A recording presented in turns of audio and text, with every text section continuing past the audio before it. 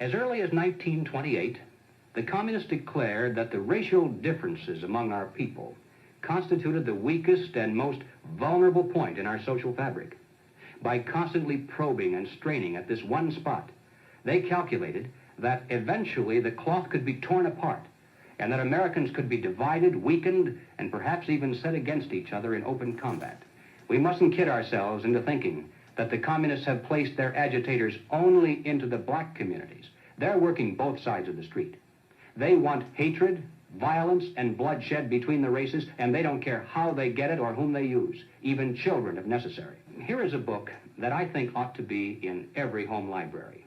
It's entitled Color, Communism, and Common Sense by Manning Johnson. He joined the party as a young man because he honestly believed that the communists were trying to improve the conditions of his people. He was a dedicated communist, and eventually he rose to one of the highest ranks. But after many years, he discovered that instead they were merely planning to use his people in a bloody revolution to destroy America. And when he woke up to this, he dropped out of the party and devoted the rest of his life trying to alert his fellow citizens of all races to the true nature of the Communist Party as he knew it to be from the inside. Manning Johnson said, "Black rebellion was what Moscow wanted. Bloody racial conflict would split America. During the confusion, demoralization and panic would set in. Then finally the Reds say, workers stop work. Many of them seize arms by attacking arsenals. Street fights become frequent.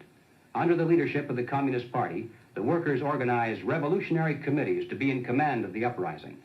Armed workers seize the principal government offices, invade the residences of the president and his cabinet members, arrest them, declare the old regime abolished, establish their own power." Now, here is a piece of vicious communist propaganda that perhaps some of you have seen. It's called The Crusader.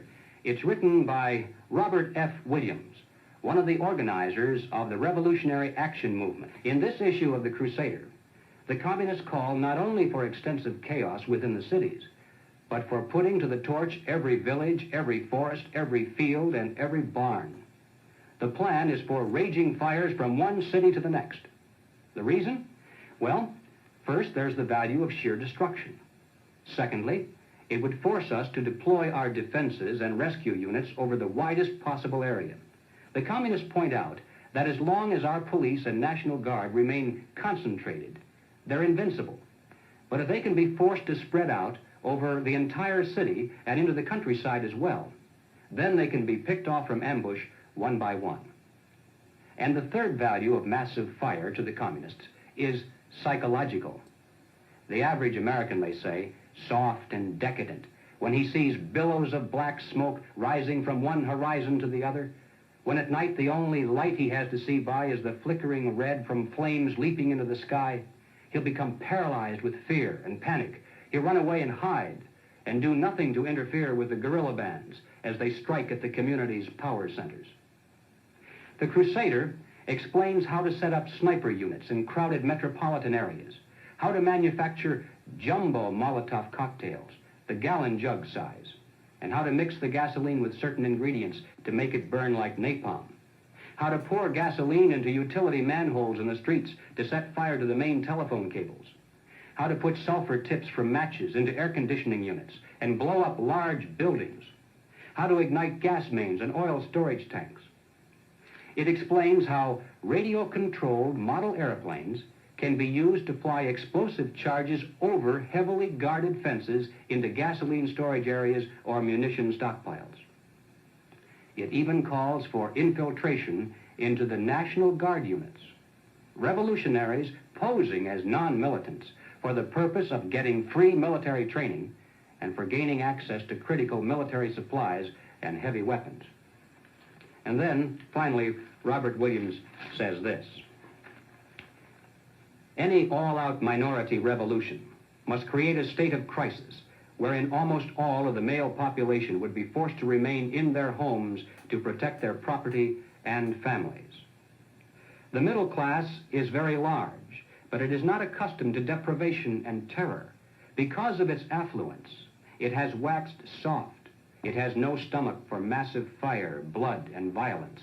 The motive force behind its life drive is its endless pursuit of prestige, conspicuous consumption, and sensual pleasure. A few years of violent, sporadic, and highly destructive uprisings will set the stage for the grand finale. After the stage is properly set through protracted struggle, America could be brought to her knees in 90 days of highly organized, fierce fighting, sabotage, and massive firestorm. Ladies and gentlemen, the plans and preparations for a communist revolution of force and violence are far advanced. The organization behind these preparations has almost unlimited financial resources, and it provides both training and leadership based upon years of experience in many other countries.